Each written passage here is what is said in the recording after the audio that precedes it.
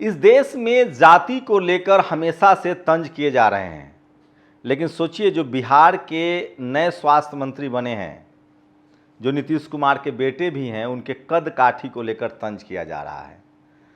तो वो पिछड़े समाज से आते हैं। एक तो वो सवाल है कि इस देश में परिवारवाद क्या पहली बार नीतीश कुमार के बेटे की वजह से हुआ है?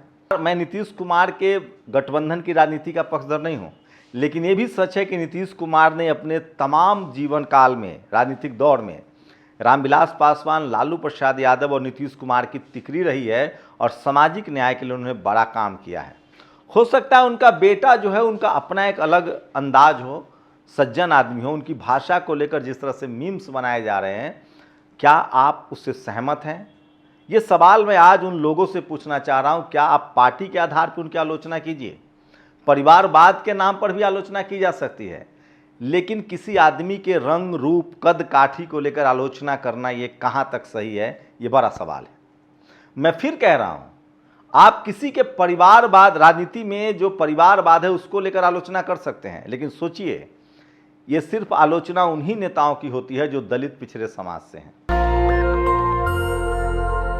जिस देश में लोग अपनी जाति वर्चस्व को बचाने के लिए तमाम बेईमानियां करते हैं, कोई यूपीएससी में जब किसी दलित पिछड़े किसान आदिवासी अल्पसंख्यक का इंटरव्यू काटता है तो वो अपने बेटे के लिए नहीं काटता है, अपनी जाति के लोगों के लिए काटता है। जिस देश में जाति बचाने की रवायत हो, जिस देश में जाति के आगे बढ़ाने के लिए रेपिस्ट को छोड़ देने की भी किस्से मशहूर हैं। हमने देखा इस देश के कोर्ट कचहरियों में किस तरह से जाति आधारित अपराधियों को बचाया तक जाता है। इस देश में जाति के आधारित व्यापारी वर्ग तैयार किया जाता है, जाति के आधारित तमाम काम होता है। वहां किसी शख्स को आप इसलिए आलोचना करेंगे कि उसका कद काठी आपको पसंद नहीं है, वो दुबला है, पतला है, वो साधारण तरीके से अपना जीवन जीता है। मुझे लगता है कि किसी को भी 6 महीना देना चाहिए, काम करने दीजिए, चाहे वो थलापति विजय हो, चाहे नरेंद्र मोदी हो। और रही बात बिना चुनाव लड़े कुछ बन जाने की, तो मैं फिर बता रहा हूं, सम्राट चौधरी खुद बिना चुनाव जीते पहली बार लालू प्रसाद यादव के मंत्रिमंडल में मंत्री बने थे। नतीजा वो आज मुख्यमंत्री हैं। बीपी मंडल साहब, जगदेव बाबू ने उनको, सोचिए मैं बीपी मंडल साहब की बात कर रहा हूं, ओबीसी के शिल्पकार, मंडल कमीशन के शिल्पकार, जगदेव बाबू ने उनको भी मुख्यमंत्री बनवाया था। ऐसे बहुत सारे एग्जाम्पल हैं। मैं इसलिए कह रहा हूं कि इस देश में आप आलोचना कीजिए, किसी की राजनीतिक आलोचना होनी चाहिए। अमित शाह के बेटे को लेकर भी आप उसके रंग रूप, शरीर, कद काठी को लेकर अगर आप आरोप लगाएंगे, कोई मोटा हो सकता है, पतला हो सकता है, कोई काला हो सकता है, गोरा हो सकता है, अगर आप इसको नहीं समझ पा रहे हैं तो आप बड़ी गलती कर रहे हैं। ये ठीक उसी तरह का भेदभाव है जिसको बॉडी शेम कहते हैं। किसी के मोटा होने पर, काला होने पर, पतला होने पर भेदभाव करना, उनकी आलोचना करना ठीक वैसे ही है जैसे आप जातिगत आलोचना करते हैं, जैसे आप सांप्रदायिक सोच के हैं, जातिवादी सोच के हैं। किसी का भी आकलन उसके काम से कीजिए। मैंने भी नीतीश कुमार के बेटे निशांत का 1-2 बाइट सुनी है। मुझे ऐसा मेरा व्यक्तिगत राय है, मैं गलत भी हो सकता हूं, एक सज्जन इंसान है जो अभी राजनीति के उतार चढ़ाव, छल परपन से कोसों दूर है और वो बिल्कुल सटीक बोलते हैं। जैसे एक वीडियो वायरल है जिसमें उनसे पूछा जाता है कि मुख्यमंत्री आपके पिता नहीं होंगे, वो कहते हैं कि नहीं, ऐसा तो नहीं है। अमित अंकल आए थे, उन्होंने कहा कि मुख्यमंत्री तो आपके पिता होंगे। बताइए कितना निश्चल व्यवहार है ये। उनसे एक पत्रकार ने पूछा कि स्वास्थ्य मंत्री बने क्या करेंगे, कहा कि अभी तो बना हूं, समझूंगा क्या करना है, कैसे करना है। सोचिए वो पेट से जन्मजात मेरिट वाला नहीं है, पिछड़े समाज का बेटा है, वक्त लगेगा। उपेंद्र कुशवाहा जी के बेटे को भी मंत्री बनाया गया है, वो भी किसी सदन के सदस्य नहीं है और ये संवैधानिक प्रावधान है।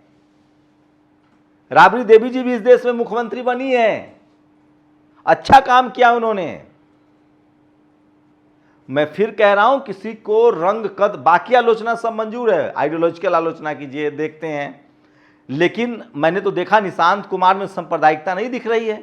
वो गुरुद्वारा भी जा रहे हैं, वो मस्जिद भी गए, उन्होंने टोपी भी पहनी, उनके ढीले ढाले शर्ट को लेकर कहा जा रहा है, हो सकता है उनका शारीरिक बनावट इस तरह का हो, कोई दुबला हो सकता है, पतला हो सकता है, कोई मोटा हो सकता है। एक बीजेपी के नागालैंड के विधायक हैं, बहुत हेल्दी हैं वो। तो किसी को मोटे पतले के तौर पे, उसके रंग रूप के तौर पे आप तंज कर रहे हैं तो आप बड़ी गलती कर रहे हैं। ये बिल्कुल आलोचना नहीं है, ये एक तरह की संकीर्ण मानसिकता का परिचय है। इसका मतलब है कि आप काबिल लोगों को नहीं पहचान रहे हैं। रही बात निशांत कुमार की बातचीत का स्टाइल, तो वो एक सज्जनता दिखता है, सरलता दिखता है, सीधापन दिखता है। जो आदमी छल प्रपंच से दूर है, यही तो चाहिए इस देश को। आपको वैसे लोग अच्छे लगते हैं जो बात को जलेबी बनाएं, जो झूठ को सच और सच को साबित कर दे। क्या गलत कहा निशांत कुमार ने कि मैं तो पिताजी की वजह से मंत्री बनाऊं? ये तो 100% कौन स्वीकारेगा आज के डेट में इस बात को? आजकल तो वो पुत्र भी नहीं मानता है कि मेरे पिता ने मेरे लिए मेहनत की है, जो कुछ नहीं करता है। सीधा कहता है आपने किया क्या है मेरे लिए। और एक शख्स जिसको मंत्री बनाया वो कितनी ईमानदारी से कह रहा है कि भाई मैं जो भी हूं मैं अपने पिता की वजह से हूं, मुझे पारिवारिक वजह से मिला। ये तो सबसे बड़ी ईमानदारी है। इससे बड़ी ईमानदार स्वीकृति क्या हो सकती है? मैं पैरवी नहीं कर रहा हूं, मैं कोई आइडियोलॉजिकल सपोर्ट नहीं कर रहा हूं, लेकिन मैं जिस तरह से मीम्स बन रहे हैं, जिस तरह से जातिगत टिप्पणियां के अलावा जिस तरह से शारीरिक टिप्पणियां की जा रही है, वो बिल्कुल लगता है कि ठीक नहीं है। इस देश के कॉन्स्टिट्यूशनली संवैधानिक प्रावधान है कि आप मंत्री बन सकते हैं, प्रधानमंत्री बन सकते हैं।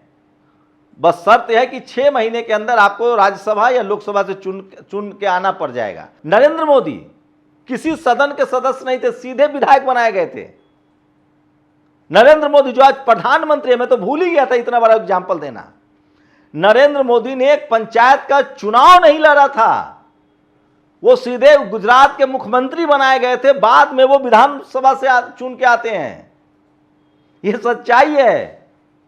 ये इससे बड़ा क्या हो? सम्राट चौधरी जो मुख्यमंत्री हैं, पहली बार मंत्री बने थे तो किसी सदन के सदस्य नहीं थे। प्रधानमंत्री नरेंद्र मोदी किसी सदन के सदस्य नहीं थे। राबड़ी देवी जी किसी सदन की सदस्य नहीं थी जब वो मुख्यमंत्री बनती हैं। तो आप आलोचना कीजिए, लेकिन किसी के कद काठी पर आलोचना करते हैं तो वो लगता है कि ठीक नहीं है। बिहार, यूपी, पूर्वांचल के लोगों को हंस देते हैं इसी देश में है कि अरे तुम्हारा प्रोनाउंसिएशन अच्छा नहीं है, तुम्हारी अंग्रेजी अच्छा नहीं है, तुम्हारा जो स्लिंग पुलिंग है वो कमजोर है।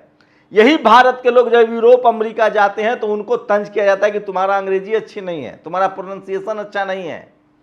राजेंद्र प्रसाद सिंह ठीक कहते हैं कि आपकी जो भी भाषा है, जिस भाषा में आप पले बड़े हैं, मैं दक्षिण भारत में पैदा होता तो मेरा प्रोनाउंसिएशन वहाँ से प्रभावित होता। हम लोग मगध के लोग हैं जो पाली और प्राकृत बोलते हैं, उसमें स नहीं है, श नहीं है, पाली प्राकृत में स है।